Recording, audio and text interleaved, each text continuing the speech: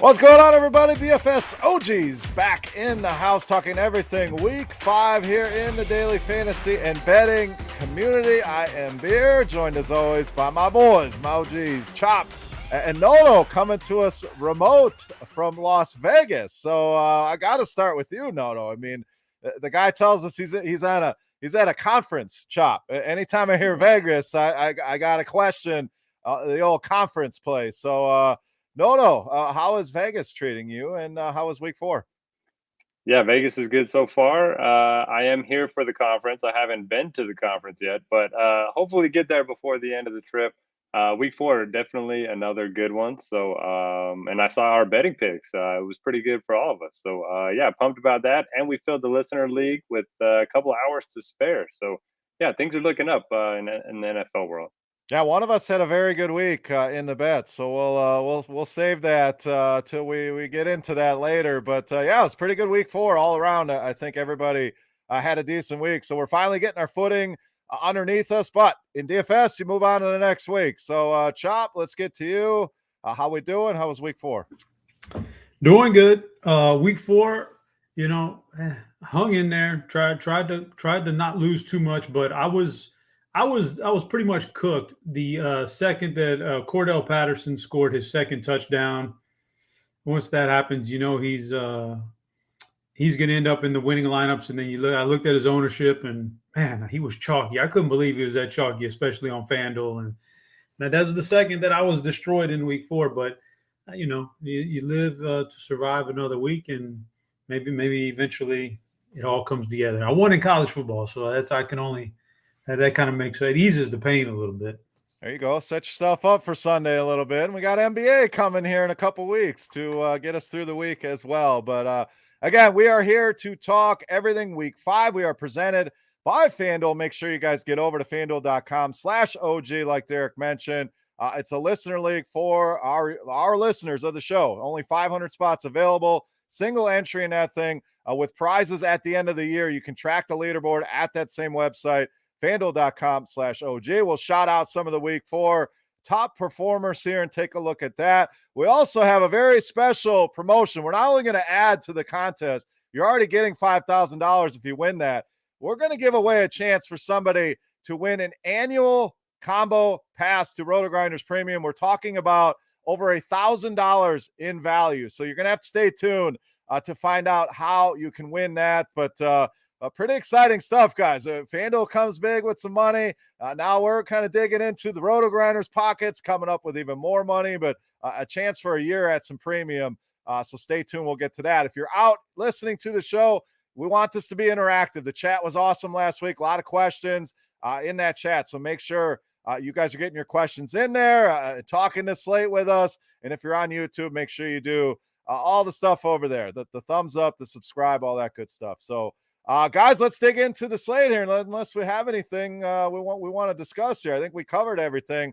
Rogers Ideas comes into the chat and says, I love you guys. Well, we love you too, Rogers. So kind of forward there, Rogers. So, hey, man, I like when it's just straight to the point and get it on. So as you see on the screen, again, FanDuel.com/OG, very easy. You can play in this week's contest right there. The second tab will take you to the leaderboard to check how you're doing over the course of the contest. But if you're new, you're not sure what we're talking about, single entry, top 10 scores will count in this thing. So you'll have drop scores. If you've missed some weeks, it's not too late to play, and you're going to compete against us along with some other RotoGrinders personalities. We've seen sightings of DB730. We've seen some Dean in there. So I'm sure there's more people lurking. So we'll get to the standings here. Let's look at it now, Chop. You got it up here. So what do we got here? Who's running away with this thing?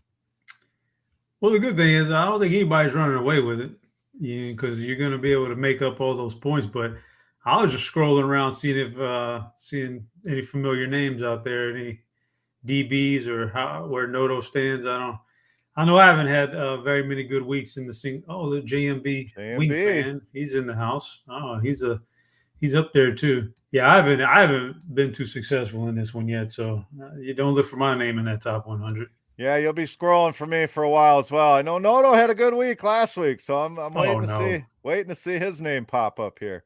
I see Dean still hanging around, lurking around the top 50. Man, Yeah, we got to fix that. So Dean trying to make a run to take this thing down. So Chop, scroll back up to the top. Just want to give a shout out here to who's leading so far. Again, a long way to go. You know, we're on what, hole 4 of an 18-hole playoff here. So Chop, what does that say? It's tough to see on my end.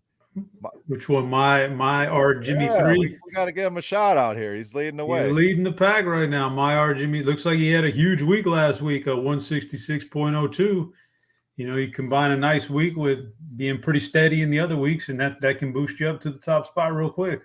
Yeah, I mean, he's had a solid run here. 152, 166, 166, 146. So pretty solid scores all around there. So again, we'll highlight some week 4 top performers, break down some of their lineups here as we go along. But look, guys, let's dive into the games here.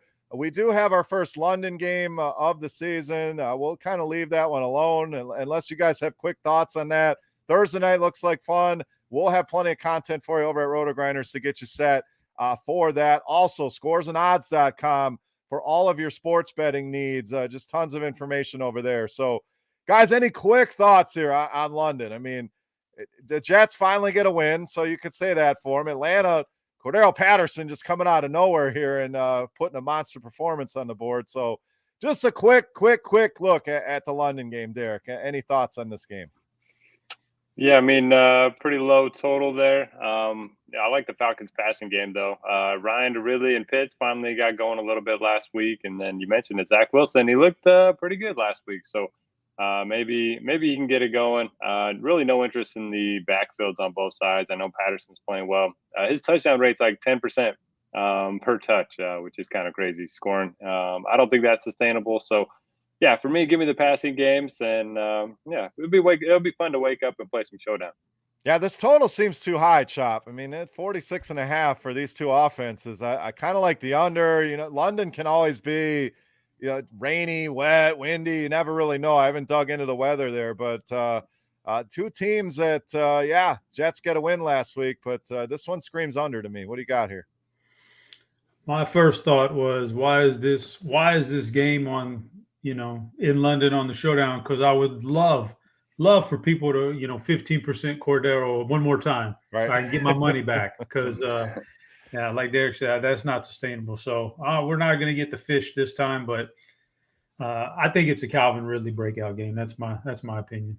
Yeah, that game's coming for sure. The targets have been there, only one touchdown, but the Kyle Pitts eventually has got to do something too. That the Kyle Pitts game's got to be coming too. But all right, let's jump into the main slate on Sunday. First game, we have Detroit at Minnesota. Vikings -8.5 here, 49.5 on the total. Chop, we'll stay with you here. Detroit kind of gave that game away in Chicago. Kind of a boring game there. The Bears come away with a win. Minnesota, I think surprisingly, you know, a total that was in the 50s, and that game ends up 14-7. So maybe Cleveland's defense is better than we think. Maybe this Minnesota offense isn't as good as we think, but this certainly feels like a get-right spot. Now, the big question, is Dalvin Cook going to play? Should he play? Alexander Mattison looked great there, but I think this is a spot you could pretty much play any of these Minnesota Vikings, Chop. I think you could go the passing game.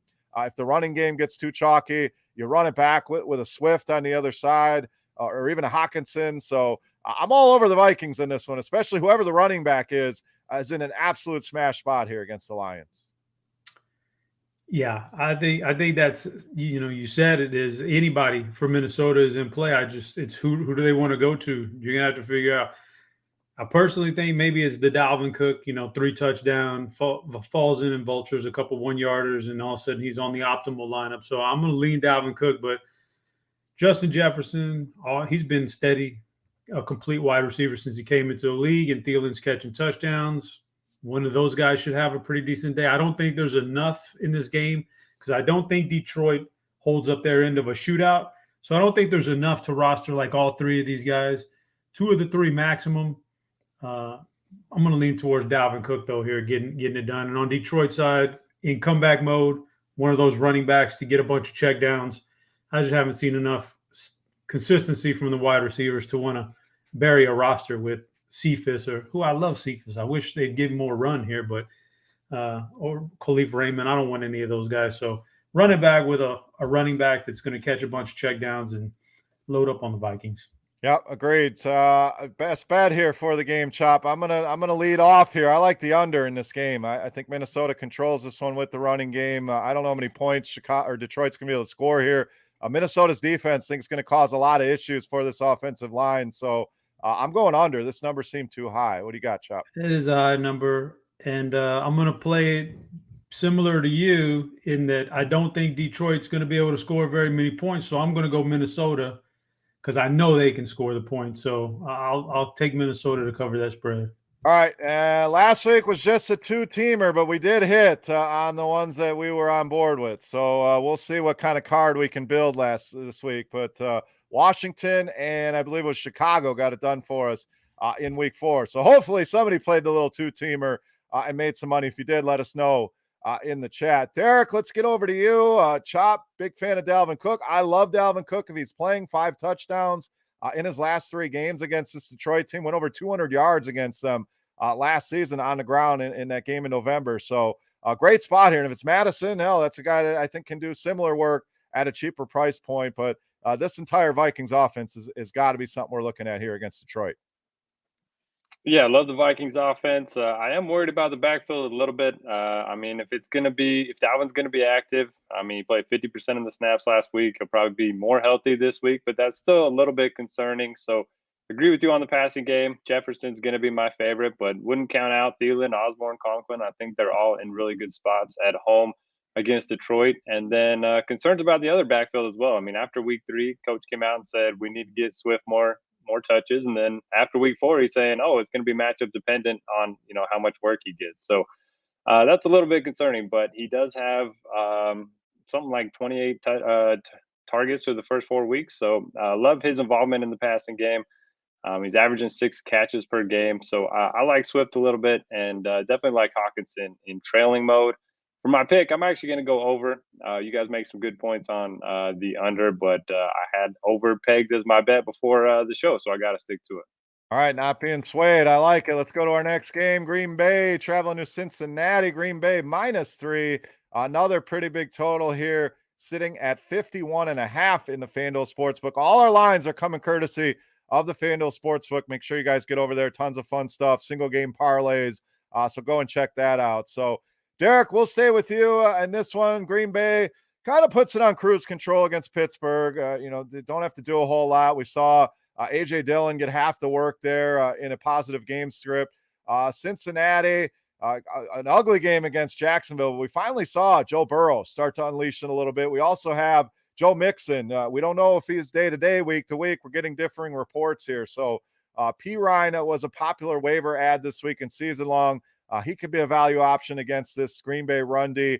Jair Alexander also dealing with an injury. So, no, I kind of like the Cincinnati Patents. I think this is a game that they're going to be forced to score points. We saw Joe Burrow finally start to unleash it a little bit. Maybe they get T. Higgins back here. I really like Joe Burrow here. We're gonna talk Trey Lance later. I think he's going to be popular, but I think Burrow could be a nice kind of pivot in that same price range. Yeah, I like Burrow too. 32 pass attempts last week, which is his highest of the season. It still hasn't shown a ton of rushing upside this year, but doesn't mean it's not coming. And definitely, if Alexander's out, I think you can definitely load up on these receivers. I think that's a good call. Just wait and see approach with Mixon. I mean, when he's in there, he's a workhorse, and if he's going to be out, I think P. Ryan's probably going to be one of the more popular, value plays at the position. So I think they're in a pretty good spot playing at home. I'm not too concerned about Green Bay's defense right now. They're bottom 12 against the run and the pass. Then on the other side, I love Devontae Adams in this spot. 45 targets through the first 4 games. He's only scored once. Last year he was a touchdown machine. We know they like to throw the ball even when they get down near the goal line. So I think Adams has some positive touchdown regression coming. And Rodgers just isn't a guy I get to a lot. I usually just like to get exposure to Jones and Adams, and that's probably what I'll do again this week. For my pick, give me the Packers -3. I think they cover that one pretty easy. Yeah, I really like Adams here as well. Again, the targets have been there. The touchdowns have. We saw Randall Cobb score 2 touchdowns. That'll cause him to have some ownership here this week. But I like paying up for Adams here. There's going to be some running back value that you can save some money with. So like him, again, I like Burrow in the passing game on the other side. And I also like Green Bay here, Derek, -3. So 2 for 2 here. We'll see if Chop adds it to the parlay card. Chop, what do you got? Add it to the card. Hey. Gotta All go right. Green Bay. All I right. mean, DFS is pretty easy. Sit back and look at the injuries, but regardless of who's in or who's out, both these offenses, running backs, quarterbacks, wide receivers, they're all in play here. I can't pick or choose between. I think they're all in play. Great offensive game, but I don't see Aaron Rodgers losing a game to Cincinnati right now. All right, let's move on. Next game, not as exciting as far as totals go. We got Denver at Pittsburgh. Steelers -1.5 here at home. 39.5 on the total here. We saw Denver come crashing back down to earth. You know, we talked about last week that the schedule in the early first 3 weeks wasn't great. Faced their first test in Baltimore, and Baltimore controlled that game start and all the way to the finish. According to Denver's coach, was not happy with that last run by Baltimore, trying to extend that 100-yard streak. But as far as the other side of this one, Pittsburgh, it's been ugly, which is, you know, they go to Buffalo opening day and win, and then the rest has been garbage for Pittsburgh. I mean, losing Green Bay, one good throw by Ben, but Chop, it's really hard to put a lot of stock in this passing game here. Now face a good defense in Denver. I think Najee Harris probably really the only guy you can look at here on Pittsburgh, especially if Claypool returns. Now you got a bunch of guys mixing things up there. Denver, I don't see a lot here either. This feels like one of those defensive, ugly games. Not a lot from DFS. So a low total here that keeps ticking down. I'm going under on this small number here, Chop, and kind of staying away outside of Najee Harris in DFS. What do you got here? I think that's a fair bet. DFS nothing jumps out to me. DraftKings, Najee Harris because of the PPR. Wouldn't even play him on FanDuel. Touchdowns are going to be limited for him this year. And Denver's ugly side. So, man, I think that's just Pittsburgh at home. Man, Big Ben is terrible. I hate to say it, but this guy's bad, man. Just say it. That's what we're here to say it. He's horrible. He's bad. The problem is who can you bring in for him? Well, you know what? I forgot they do have Dwayne Haskins. They ought to give Haskins a shot. Big Ben is terrible, but it is Pittsburgh. The defense is really good, getting healthier. I'm going to take Pittsburgh because I think at home they win this game, and we're basically a pick 'em here. I'm going to take Pittsburgh, but DFS wise, this is ugly, man. I do like the Pittsburgh defense as well. Forgot to mention Drew Lock looking like he's likely to starter here. That's to me, Derek, a couple turnovers minimum. So a Najee Harris Pittsburgh pairing feels about right in this game, but tough to find anything else here. What do you got? Yeah, I like that quite a bit. And yeah, Big Ben, he's got a pec injury and a hip injury. He's getting old, man. He could be on the OG show with us next year, maybe. He will be. But, your move, Ben. Come and join us. But as long as he's under center, I mean, it's great news for Najee. He's just going to get a ton of checkdowns. I've been playing him every week. I've yet to be disappointed. So I know it's half PPR on FanDuel. I still like him over there. And I like that Pittsburgh defense as well. If I'm playing anyone on the Broncos, I think Sutton is a little bit interesting. Steelers have long been very good against tight ends, and they've allowed the 6th most fantasy points to wide receivers. Their corners have struggled a bit this year. So maybe a deep tournament play on Sutton. And for my bet, I wanted to take the under, but it just keeps dropping. So give me Pittsburgh. All right, 2-2 on Pittsburgh. I'm going to stick with that under there. And you're right on the receivers. And Pittsburgh's allowed 7 touchdowns to wide receivers already. So we know Sutton can be a touchdown guy. So if you are looking for a running back, Derek, he's probably the guy. So I'm glad you brought him up here as an option for Denver. Next game, Philadelphia and Carolina. Panthers -3.5 here at home. 44.5 on the total. Carolina goes to Dallas. Dallas pretty much controls that game. I don't think the final score really indicated that game was that close. Dallas pretty much handled them. Philly gets punched in the mouth by Kansas City, gives up 42 points here. So, Derek, which team bounces back here? My money's on Carolina. I think they bounce back here. Christian McCaffrey is still not ruled out.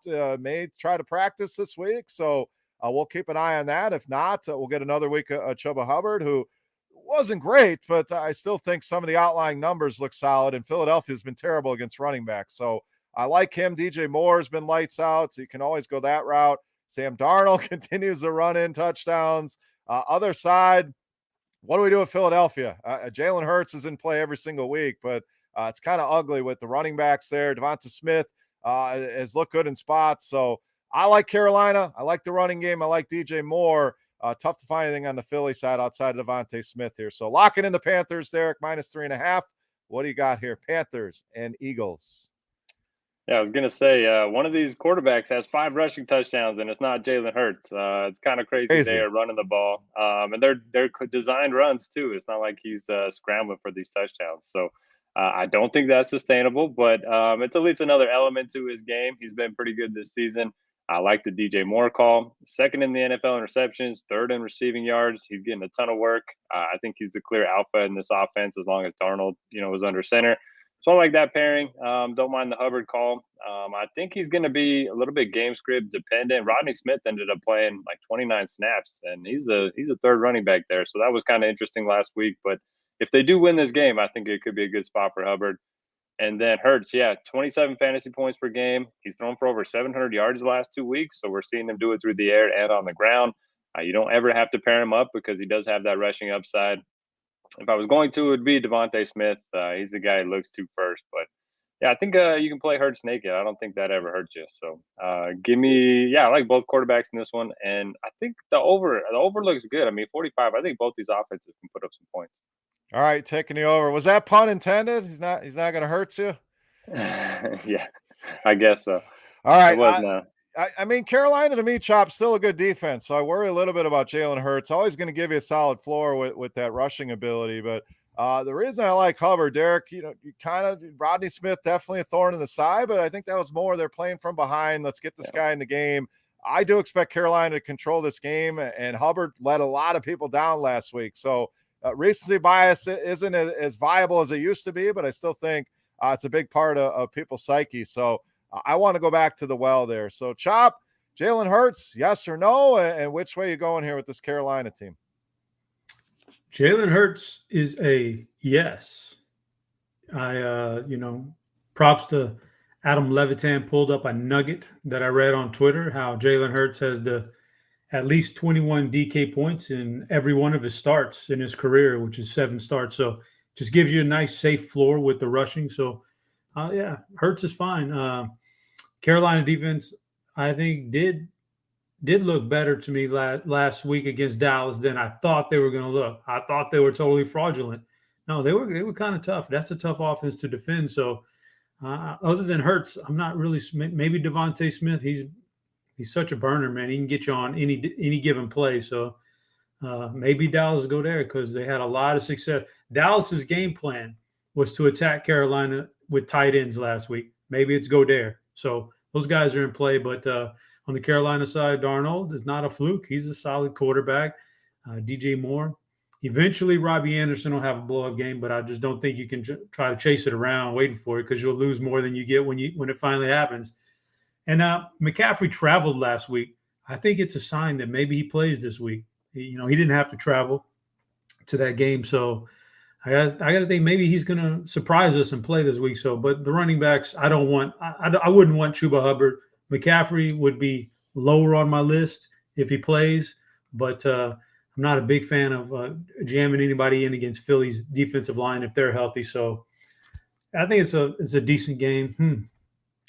I'm going to take – man, this is a tough one because I want to take Philly, but I need to see the injuries before the game with the offensive line. I'm going to take the under here. I think maybe Carolina slows this thing down, plays that solid defense. Philly also does the same thing, and we get an under game. All right. From Justin Lopez in the chat says McCaffrey practiced today. So, if he's in there, I like him a lot. Philadelphia's 6th most fantasy points allowed to the running back position. So if it's Hubbard, I like him a little bit more than you guys, it seems. If it's McCaffrey, it's always tough to take him out of your player pool. In fact, I want to go overweight there. Even a McCaffrey Hurts on the other side, a little correlation. They're expensive, but you're going to get a ton of fantasy points out of those two guys. So we'll keep an eye on that situation. Chop, you said under on this one, right?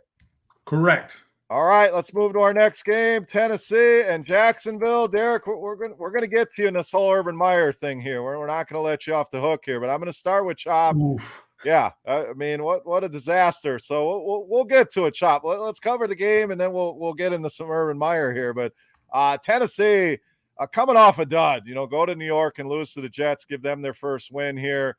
Jacksonville's been a disaster. We know that. At least we're competitive in that game in Cincinnati. -4.5 here for the Titans on the road, 48.5 on the total, Chop. So Derrick Henry continues to get a million touches, continues to surprise by all the targets that he's getting. We have to obviously wait for the status of Julio, A.J. Brown.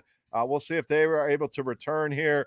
Jacksonville, no DJ Chark on that side. So some of those receivers, very interesting to me. I think a lot of people are going to go to Shenault. I really like Marvin Jones to bounce back in this one. Tennessee been terrible against wide receivers. So Chop, I don't have a pick here yet. I'm kind of mulling this one over. So I'm going to turn it over to you here. What do you got? Titans and Jags. Yeah, we'll see. The Tennessee offense was really, really bad last week without those wide receivers. And so I want to see the health of those guys. That's a tough one, man. I want to see the health of those guys before I kind of make any predictions on the offense. Derrick Henry could have a blow-up game here if those guys are done, if those guys are out. So I get it. I put too much weight in when those guys got ruled out. I put too much weight in the other wide receivers for Tennessee. The cheaper guys and the tight end Ferguson. I thought Ferguson might. None of that happened. None of that. That was terrible. So I won't go there again. The only guy I would even think about playing in this game is Derrick Henry probably, because if Brown and Julio come back, you got to think hamstrings. You don't know. Could play a quarter and the thing doesn't feel right. Who knows? So Derrick Henry's the guy there. On the flip side there, Jacksonville, they got some nice pieces. I just don't know. And it's a decent matchup. Nothing feels right. No, they just don't feel right, man. I just don't feel good rostering them. So I don't know. Maybe James Robinson, but just not a huge fan of that. I think all in all told here, I'd like to see the status of those wide receivers. So, but I got to make a pick now. I'm not going to say you guys are twisting my arm to make a pick, but I got to make a pick. So I'm going to say the under here, under 48.5. That's where I was going too. So it's 2 for 2 on the under here. Again, I agree. Derrick Henry is a no-brainer here. Has done very well against the Jags, as Derek's aware. And I don't mind the correlation. Again, Marvin Jones for me, only 3 targets last week. Before that, this guy was seeing 8, 9, 10 targets per week. So he will bounce back here. Chop, you mentioned those Tennessee receivers. I believe they ran 100 plays, Derek, last week. Is that right? If these guys can't get there on 100 plays, what do we expect on a normal week? So I agree. You can leave all these other secondary receivers on the trash heap if Brown and Julio aren't back. Yeah, 100 plays. I didn't realize they ran that many. That's pretty wild. Josh Reynolds was kind of the go-to guy there, and he was not even active in week 3. So if those guys are out, maybe look at Reynolds over, Westbrook-Ikhine and Chester Rogers. But yeah, Derrick Henry's a guy here. Last 3 weeks, he's had 35, 31, and 41 touches. The Jags dead last in DVOA against the run. You mentioned it, Beer. He has ran all over this team in the past. So I love the spot for Henry. Going to be playing him in all formats. And then for the Jags, Chop mentioned it just doesn't feel right. I was playing blackjack with Dan Bach, fellow Jags fan, and the guy next to us says, "Oh, the Jags are still in the NFL," and yeah, that's pretty much how it feels being a Jags fan. So I don't trust a lot here. I don't mind going with Jones or Shenault with Chark out, but James Robinson. Carlos Hyde was inactive last week. He played on 94% of the snaps. He's going to get a lot of checkdowns. No issues with the matchup. So I like some James Robinson. I know we typically don't like 2 running backs in the same game, but I think both running backs are my favorite plays here. All right. What do you got for a bet here, Derek? I'm not betting on my team. Give me the Titans. All right. And Chop, you're a betting man. What's the odds we get the world's only 2 Jags fans at the same blackjack table in Vegas? I mean, that's got to be astronomical. Those are big odds right there, but there's nothing. You can never go wrong with hanging with the boss at the blackjack table. Did we win money at said tables, Derek? Are we winning? Are we losing? I mean, you're not at the conference, so that tells me you haven't lost all the money yet. So how is the casino treating you? I emptied a lot of pockets at blackjack. The night before we played pretty well at craps, but gave it all back last night. And any senior frogs visits? Oh, not yet. I'll have to talk to the guys tonight. All right, make sure that happens. It's that goes back a long time. RotoGrinders and Senior Frogs. We should probably sponsor that place. But The chat getting active here. Chop, it sounds like a guy wants to take you out for a burger, so make sure you take him up on that, Not man. in the same city, bud.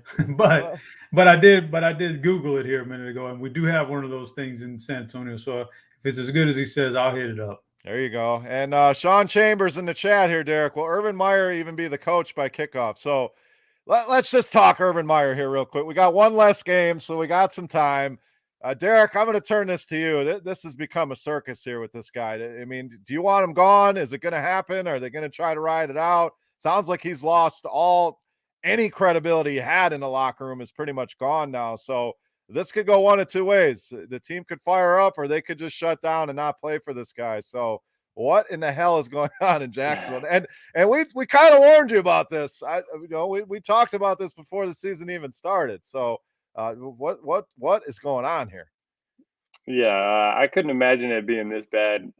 4 weeks into his Jaguars career, but yeah, I don't know. I mean, I didn't even realize everything that was going on. I was traveling and then got to dinner and everyone's talking about Urban Meyer.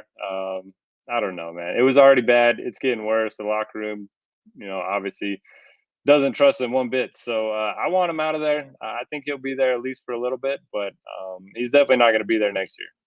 Chop, I know you got some thoughts on this debacle, I'll say. Well, first of all, we all saw the writing on the way. Unless you're like a diehard Jags fan or a diehard Urban Meyer fan or something like that, we all saw the writing on the wall. We knew what was going to happen when they hired the guy. Like, you're pulling some guy who didn't want to coach anymore out of the studio, and all this stuff. So we knew that was going to happen. Now, like Derek said, he definitely won't be there next year. He might not be there very much longer this year. He obviously wants out. He wants to go to USC. I think, he's probably already got those dreams in his head of coaching down in Southern California, man, to close out his career at that powerhouse. So he got that. As far as him on a personal level, now I can't fault an old guy for trying to get a little honey on a stinger. Yeah. That's on him. That's fine. He does his personal life is his personal life, but he's not cut out to be an NFL coach. That's for sure. No, whenever they're going over to London, they're going to leave his ass there. That's my prediction. Like, we're putting you in a different country and we're flying back home. So crazy. Well, we'll see how it works out. So our boy Don Yeezy in the chat, been with us forever. So I want to give him a shout out here. Let's move on to our next game. We have, what do we got? New England and Houston Patriots -8.5 here, 39.5 on the total. So another pretty low total here, Derek. And we saw Houston. It was ugly last week. I like the over in that game. I think I said if Houston could just score 7-10 points, and they couldn't muster up anything there in Buffalo. Now New England coming in. So another very good defensive team. Davis Mills looks lost. I think the only bright spot, we know Brandon Cooks is going to get the ball. New England side, I think there's a lot of ways you could go here. Damian Harris on FanDuel for the touchdown upside. Mac Jones looked pretty good in that Tampa game. Jacoby Myers has been solid. So where are you coming out on this game, Derek? I'm going to go with Houston here. I think they keep this game competitive. And didn't look like it last week, but I think they can do enough here. I'm going to take Houston +8.5. Noto, what do you got here? Yeah, so for fellow OGs out there, I remember 7 or 8 years ago, Gerald Wallace played like 36 minutes, this is NBA, and scored negative fantasy points. Davis Mills scored negative fantasy points last week. I can't trust that. I'm not playing anyone from Houston. I know Brandon Cooks is getting a lot of targets. I guess you could play him if you want, but I don't trust anyone there. Don't really want to trust anyone outside of Jacoby Myers in the passing game. Mac Jones looked pretty good, but he's going to be a game manager. So maybe this is the Damian Harris game. I don't think I'll make him a priority by any means, but ugly game. Not going to have a lot of exposure to it, and I'll just take the Patriots and hope that they, run away with it. All right, Chop, kind of an ugly game here. Any diamonds in the rough, Patriots and Texans?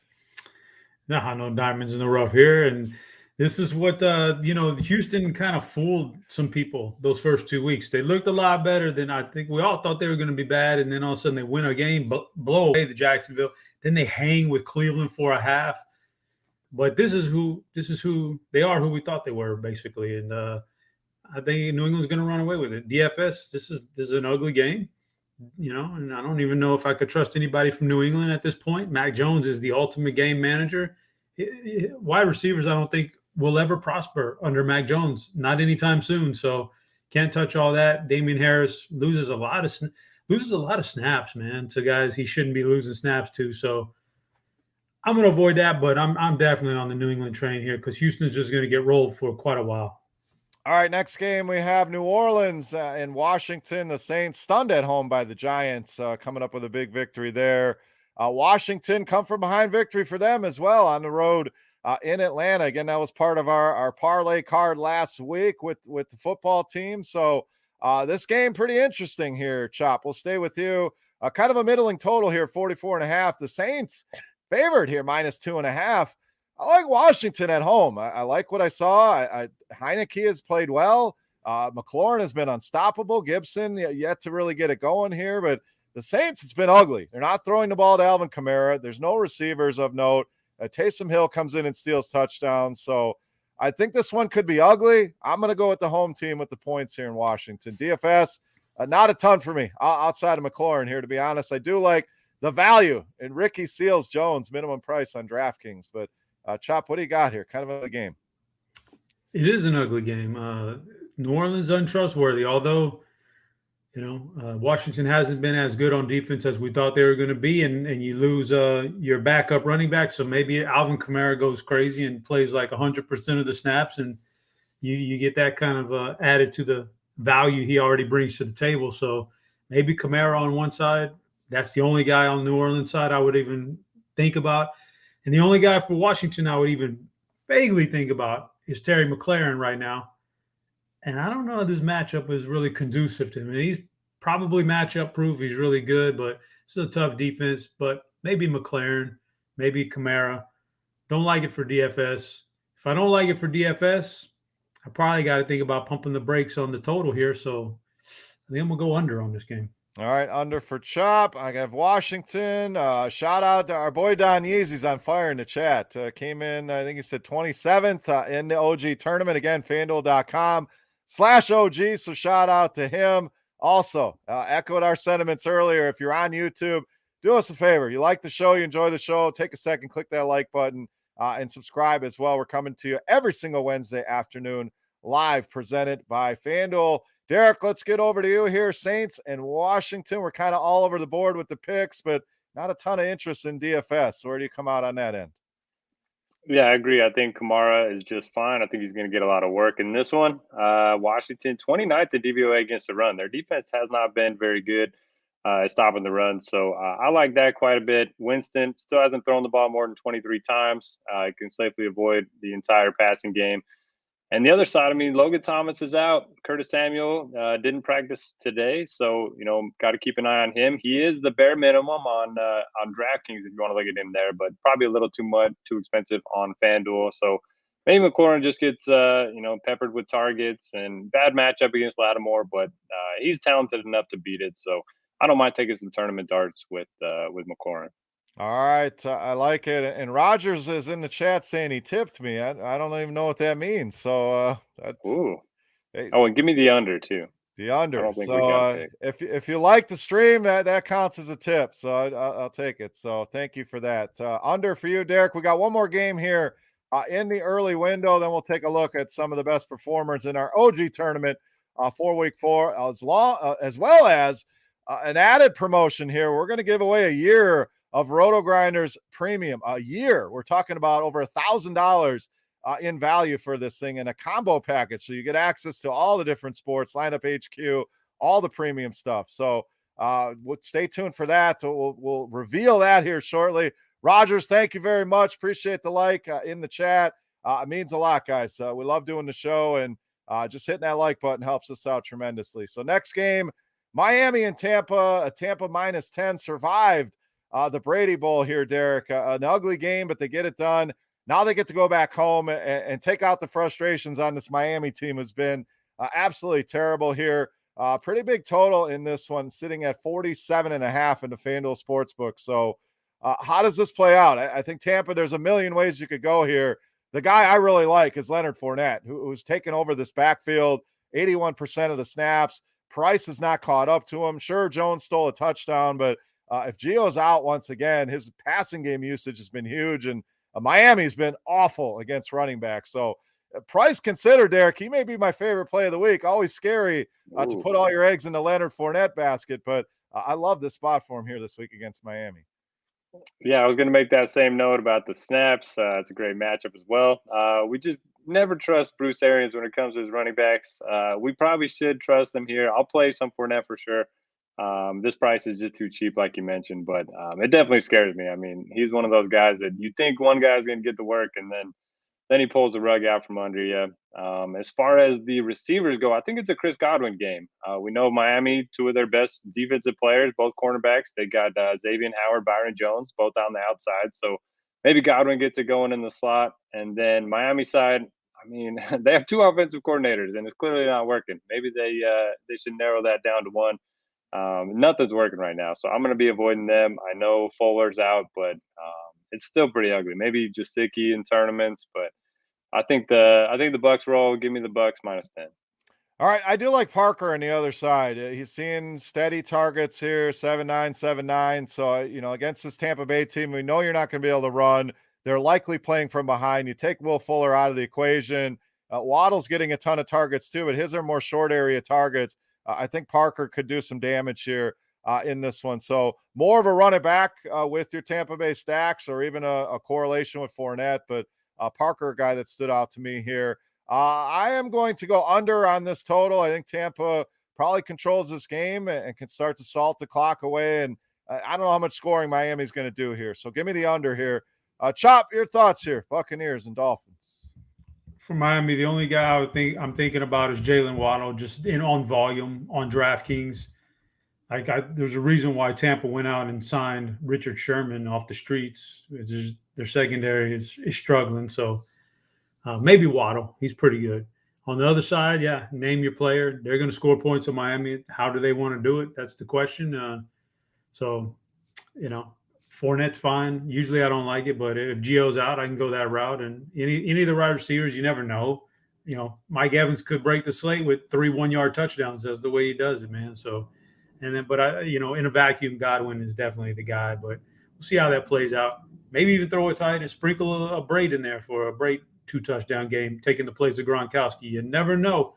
But one thing I'm sure of, this might be the 5. I don't know who my 5-star was last week. It might have lost. I'm not even sure. My 5-star is Tampa Bay, man. Tampa Bay is going to put it on. They got this whole mess going back to New England behind them. Is like a burden off their shoulders, and going back home, I think to put it on Miami. All right, 5-star lock of the week. We'll give you Washington for last week, Chop. Keep that 5-star. That might have been it, actually. I don't have to go back, but all right, you two on Tampa. I'm on the under. So let's take a look back at last week in the OGs contest, see who did well, highlight some of the best finishers. We'll start at 5th place. Sin Mob went with Mahomes and Hill. Pretty much had to have Tyreek Hill last week, 186 yards, 3 touchdowns. Survived Will Dissly and still did well. Just 1.5 from Dissly. Even Aaron Jones at only 9.4 had Ezekiel Elliott, who had a good game, Corey Davis, and Terry McLaurin. So solid lineup there for Sin Mob in 5th place. 4th place, Fish Diddy, rocking the RotoGrinders badge here on FanDuel. We're gonna touch more on that here momentarily, but he had a pretty solid squad, highlighted by Jalen Hurts, Derrick Henry, Zeke, Tyreek Hill. Tried to make Robert Woods work, late touchdown.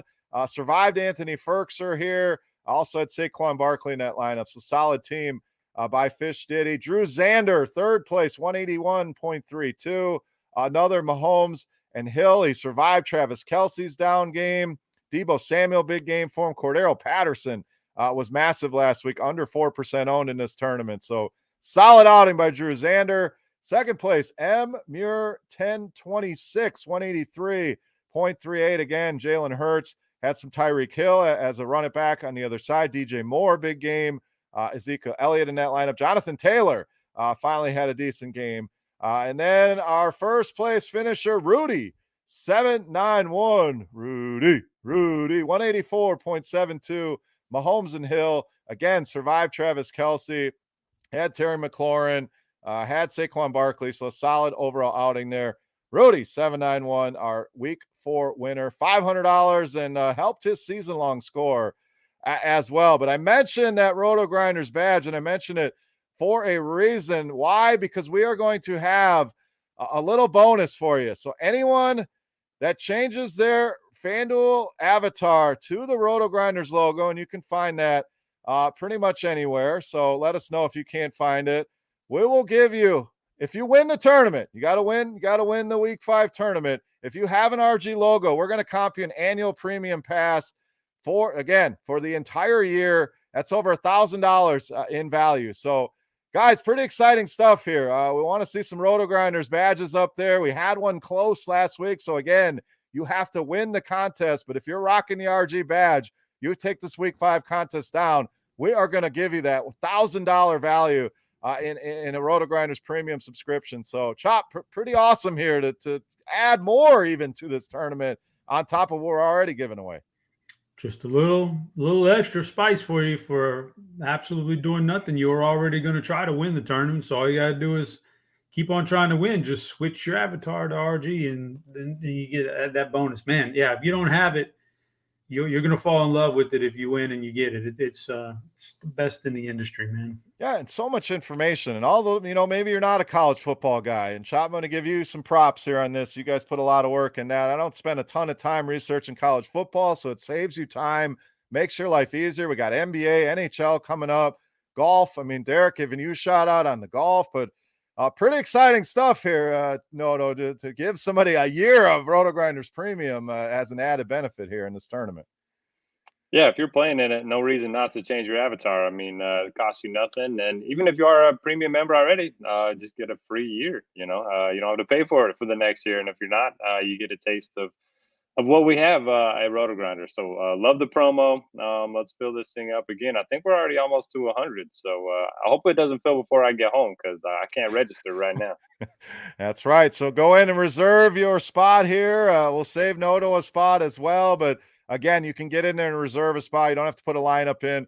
Very easy. Couple clicks of a button. You come back, you fill it in later. But let's continue to thank the sponsor here of the show. And if you guys like the show, you like what we're doing here, these are the ways you help us out, is filling these tournaments. And we're going to say thank you by giving you this premium shot back to the community. So again, change your RG or change your logo to RG over on FanDuel. You win this thing, and we're going to comp you that annual $1,000, over $1,000, I believe, for that subscription. So pretty awesome. We're going to hopefully continue to do more giveaways like this as we go along. So let's wrap up, guys. We've got 4 afternoon games. First one, Chicago and the Raiders, Vegas -5.5. Total sitting at 44.5. So Derek, we'll stay with you on this one. The Raiders, pretty much got dominated by the Chargers. I know they made a little run there in the third quarter, but end up coming short. The Bears handled their business at home against the Lions. Wasn't pretty for Justin Fields, but looked better than he did in his Cleveland debut. They just came out today and said he will be the starter. So we can put that Andy Dalton nonsense to bed. I think Matt Nagy probably feeling the heat here. So any interest in Justin Fields? We got, Trey Lance on this slate as well. We're going to talk about him here shortly, but Fields maybe flies under the radar here in a matchup with the Raiders. Derek, what do you think? I mean, he's going to fly under the radar for sure. He couldn't get the job done against Detroit, which scares me a little bit. Now goes on the road. I know he kind of ran bad with some touchdowns there, but if Chicago can run the ball, if they're playing with the lead, I think that's what they're going to do. So with Montgomery out, I think Damian Williams is interesting. Assuming he's fine with that thigh bruise at 5,800 on FanDuel, I think he's a really solid option. And I mean, the passing game, Robinson, Mooney, Kmet, I just want to see Fields, get it done through the air before I trust them. When it comes to DFS, if it was Dalton, I'd feel a little bit better about, Robinson and those guys. But with Fields under center, I just don't know. I'm going to take a wait and see approach with that offense other than Damian Williams. And then with the Raiders, I've pretty much just been playing Darren Waller and pretending like nobody else plays for the Raiders because there's just too many guys splitting targets, splitting snaps in the backfield. So give me Waller and maybe a little bit of Damian Williams. For the pick, give me the under just because I don't like a lot in this game. I don't. If I could abstain, this is the game. I just don't have a strong lean on this one. So I agree. Damian Williams could be very a great value play if he is banged up. Khalil Herbert right behind him, and Chop, you're a college football guy, so you can tell us a little bit about Herbert if you want, but not a ton I like in this game. Waller's always in play here, even against a pretty good defense. So I'm going to go under here as well, Derek. This is just kind of an ugly game I don't like a lot, and that says, go under. Now, we had a couple of questions in the chat about the OG's contest, so Yes, it's a single entry contest. The beauty of this is it runs for all 18 weeks. You can find the leaderboard at FanDuel.com/OG. Only your top 10 scores will count in this contest. So if you haven't played yet, it's not too late. If you've had some bad scores, it's not too late. Jump in and again, rock that RG badge for a shot at some free RG premium. Chop, your thoughts here? Kind of an ugly game. We got a couple of unders here. Are we adding to the parlay card, or you got something else here? It's an ugly game, for sure. I'm for sure not taking the over. That's for darn sure. But as far as DFS, I mean, like, yeah, Derek hit it on the head. I thought maybe getting, Fields would help Allen Robinson. Yeah, it's been the opposite. He's just not ready to pepper Robinson like other quarterbacks have been in the past. So I'm not looking, and Cole Kmet, he's like, does he even play anymore, man? I played him last week. Can't mess around with that. Neither one of these guys, Williams or Herbert, is going to be as good as David Montgomery was. So I don't think I'm chasing. There's some value there, not a ton, but some value in Damian Williams. But I don't think I'm chasing it like I would if it was David Montgomery. And on the Raiders side, yeah, like it's already been said, Waller's been the guy this year. The other guy's been tough. Can't play the backfield. Tough to play the receivers. So I definitely wouldn't take the over, but there's also a piece of me that feels like Chicago is going to go in there and win this game. I think the short week for the Raiders, a tough game against the Chargers. Chicago, Fields is not good, but he's getting better. So I'm thinking maybe Chicago comes in here and keeps this game within that spread. And so I'm going to take Chicago. All right, Noto, you tried. I see you trying to get Chop to add it to the card, but he said nope. Go with the Bears. It's a great pick. Don't get me wrong. I just feel like something crazy is going to happen here. Well, the parlay card's looking a little weak so far, so we're not going to force it. It's got to come together organically. We'll see. We got 3 games left to make it happen. So next game, we got Cleveland and the Chargers. Cleveland, impressive win in Minnesota. The Chargers, another impressive win at home against division opponent Las Vegas. So Chargers -1.5 here, 46.5 on the total, Chop. And 2 defenses you got to give a lot of credit to. I mean, Cleveland goes in and shuts down that Minnesota offense. The Chargers have pretty much shut down every offense they face. In fact, every quarterback they face has had their lowest fantasy output of the season. So kudos to this team playing very, very well. To me, this total's too high, and it opened up at around 49. It's already been bet down to 46.5. So I'm going to lock in another under here. Feels like every pick I give has been an under this week, but I think this could be a defensive struggle in this one. DFS-wise, I really like Austin Eckler every single week. I think Mike Williams could bounce back, but not a ton of interest DFS-wise either in this one. So, Chop, we'll stay with you here. Under for me. What do you got here? Cleveland and the Chargers. Well, I would say this on talk about no chemistry. Like, we've got some good chemistry on the show. Who doesn't have chemistry is Mayfield and OBJ. My goodness, right. These guys can't. These guys, I don't know if they don't like each other off the field or what, but they don't have that chemistry on the field. So can't mess around with any of his wide receivers. Not really a Baker guy without Jarvis in there. So I do think the running backs are interesting. Chubb, and if you want to take a stretch on Hunt, that's fine because they can be touchdown machines. And if you are going to beat the Chargers, you're going to have to do it on the ground because, like you said, that secondary is nasty. The pass rush is nasty. So you want to do it on the ground, maybe they're in play. For the Chargers, I'm not going to limit it down and say, this is an Eckler game or a Mike Williams game. They're all in play, but I'll say that Cleveland's defense is a lot better than what we've seen in the past. I do think that they have some great personnel out there, man. Good pass rushers, good secondary guys. They bolstered that secondary in the draft. It's paying off. So I'm with you. I'm going under on this game because if you look at the Chargers game logs this year and what they're doing is they're letting guys run. They're limiting the pass. They're shortening these games up. They're, not as many plays being run. I like the under, man. I think this is a really good one. All right, Derek, let's get over to you here. Chargers, Browns. Are you going to add to the parlay card? We got 2 unders on this game. What do you think? You guys made a great point, and if I didn't have my pick already set, I would go with you guys on the under. I think it's definitely the right side of the total. I went with the Chargers. I think they take care of business at home. I'm higher on this team than most and a little bit lower on the Browns than most. I like their offensive line, their defensive line, but Baker needs to show me a little bit more. Like you mentioned, he just could not hook up with Odell. I think he missed him for 2 or 3 touchdowns last week. The great secondary of the Chargers worries me. I think they've allowed the second fewest fantasy points to wide receivers this season, so that worries me with Odell. I think a lot of people could, use him as a sneaky tournament play after almost having the big week. And then the backfield's still hard to trust for me, especially in a game where the Chargers it's basically a coin flip game. So don't feel great about Chubb getting 20 touches. Pretty much just Eckler. I like what you said, Beer. You can play him every week. He's going to get 60+% of the snaps. Going to be involved in the running game and the passing game. And just not a lot of interest DFS wise.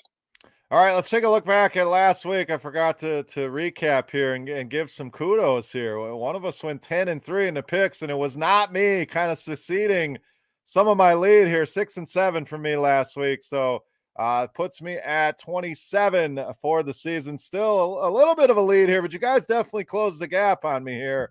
Noto, you had, let's see, 8 wins last week. There was one you did not make a pick. Yeah, I even went back. That. I even went back and watched again to see, okay, did I miss something? And, it was too late by the time I saw it. The games were already in play, but 8-4, a solid week there. So puts you again at 24 for the year. And Chop, 10-3, my man, last week. So a hell of a, hopefully you guys tailed Chop's picks last week and won some money, but also sitting at 24. So 27, 24, 24. This thing just got a lot more interesting, boys. I had to try to close the gap before it gets too late, man. So I really, I really willed it. I willed that one home, man. So let's keep the train running this week. Absolutely. So combined, we win. Let's see, it's quick math: 24 and 14. So not bad. That's definitely making some money there. So hopefully we continue to stay hot here in the betting picks. So we got 2 games left here this week. San Francisco, Arizona Cardinals -5.5 here, 50.5 on the total. Very impressive win last week, going in and taking out the Rams, basically doing whatever they wanted. The Niners disappointing home loss to Seattle. Trey Lance, the big story here, Derek. He's going to get the start here. We'll see if this is permanent, if Garoppolo ends up coming back. But how do you think he's going to fare? I mean, the numbers are pretty solid in a half of football. This guy put a lot of numbers on the board, so we know he's going to be very fantasy friendly, very much like Jalen Hurts. He's got the ability with his legs, weapons galore here. Arizona's defense, the total says it all. We're sitting at 50.5. So Trey Lance, a must play here, Derek. Do you think he's going to be popular in tournaments? Break that down, and then the rest of this game. What do you got, Niners and Cardinals? I certainly wouldn't call him a must play. I mean, 2 weeks ago, Justin Fields was getting his first start in Cleveland. We kind of said he got a high floor due to his rushing upside, and then we obviously saw how that went. I do think Lance is in a much better spot, much better offense. He does have that rushing upside, so I like him as a play for sure. But quarterback, there's always so many options. So you definitely don't have to play him. I do think Arizona, I mean, they look unstoppable. So I do think San Fran's got to score some points, and maybe Lance gets it going. I like pairing him up with Debo or with Kittle. Kittle feels underpriced around the industry this week. Could be his week to break out. Still going to be avoiding the backfield. Sermon only played 51% of the snaps last week, and that was with Mitchell out. I think Mitchell could be back this week. On the other side, I mean, Kyler Murray just looks so good. You can play him each and every week. The hard part is, deciding who to pair him up with. Hopkins, Green, and Kirk all have similar target shares, similar air yards this season. I know we keep calling AJ Green dust, but he's actually pretty involved in the offense. Doesn't look terrible. And then you got Rondale Moore, as the big play, explosive play kind of guy. So a lot of weapons on there, but I just don't really know who I want to pair up with Kyler. Do you guys have a strong take there? I mean, Hopkins is the easy answer, but you're right. It's tough. We've seen Kirk weeks. We've seen AJ Green weeks. Rondale Moore, I think it's going to take a lot to get his, he can pop off a one big play, but he's just not playing a ton of snaps. So maybe the answer is Chase Edmonds' involvement in the passing game as the stack. I know there was a comment in the chat that said the same thing. Moochie Mob Ties says Kyler's a beast, stack him with Edmonds. So I don't hate that at all. Derek, do you have a pick on this game here? I'm going to go with Arizona. I think Trey Lance could struggle a little bit here on the road. Always a tough scene. So I think he'll put up numbers, but I think Arizona, like I said, unstoppable. This Niners defense, I don't think is as good as people think it is. So I think Arizona kind of controls this game and wins by double digits. So I'll take the Cardinals. Derek, what do you got here? This is the game that I didn't have a pick for. I was going to wait to see what you guys said, but I don't want to lose ground to you, Beer. So just I'll play the hedge and give me the Cardinals. All right, Cardinals chopped. We add to the card here. Trey Lance making his debut. Kyler Murray. Who do we pair him up with? A lot of questions here. Cardinals, Niners. What do you got? Can't do it. Can't add to the card. All right. Can't do it. Can't do it. Here's what I think about the game as far as DFS.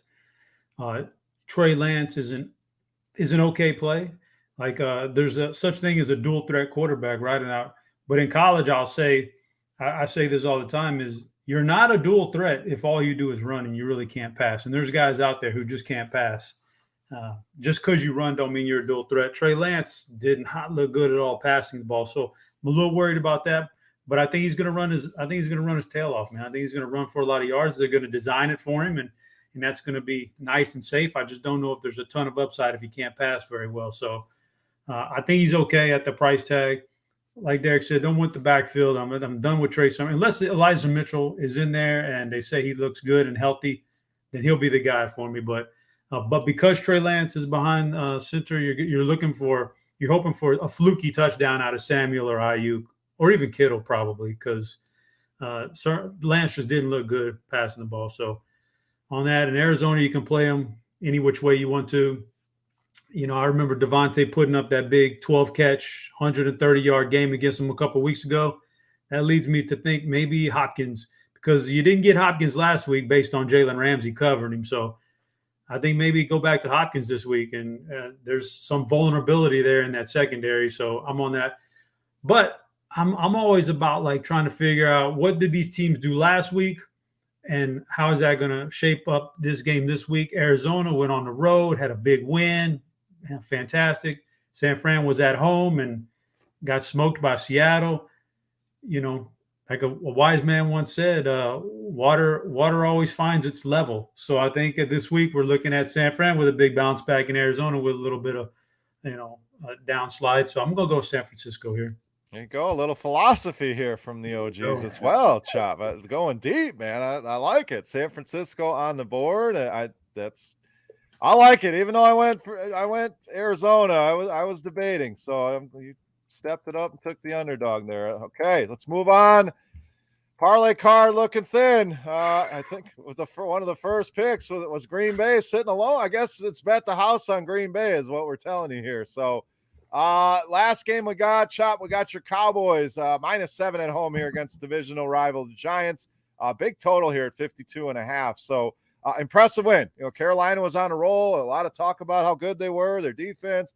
Dallas controls that game. The Giants also coming off a big win at New Orleans. I don't think a lot of people saw that coming. So, Chop, I know we had a question in the chat. I know you answered it, but a lot of people worry about, can I play running backs on both sides of a game? So you got Zeke, you got Saquon here. A lot of people have made that some kind of weird rule that you can't do it. It's counterintuitive. I disagree. I think both of these guys are in pretty good spots here. CeeDee Lamb, I think, is in a good bounce back spot for Dallas. So thoughts on this game? A big total here. Your Cowboys on a roll right now, Chop. Got to be feeling good about them. All right. So can you play running backs from the same game? Absolutely. When you start reading stats about negative correlations, negative and positive, I mean, that stuff is just based on, a lot of it is based on like so many samples, such a sample size of like some of it's small and it doesn't matter. Some of it is it needs to be so big that we'll never see it in our DFS days. So, we got 17 games out of the year. So yeah, you can play it if it works. In this case, it works because on one side, Elliott does what he does. And on the other side, Saquon, you would at least want one of these guys to be able to catch passes. Against Dallas, he has 4 career games. Saquon has 28 receptions against Dallas. He catches 7 balls a game against Dallas. That's what they've given up to him. And I pointed this out in the lineup HQ was now you got Dan Quinn as the defensive coordinator, and one of his things in the past was he gives up a lot over the middle to running backs and people who are willing to go over the middle and catch passes. So. Yeah, Elliott could run on one side. Saquon, it could be the run back on the other, catching a bunch of passes. So, yeah, they're in play.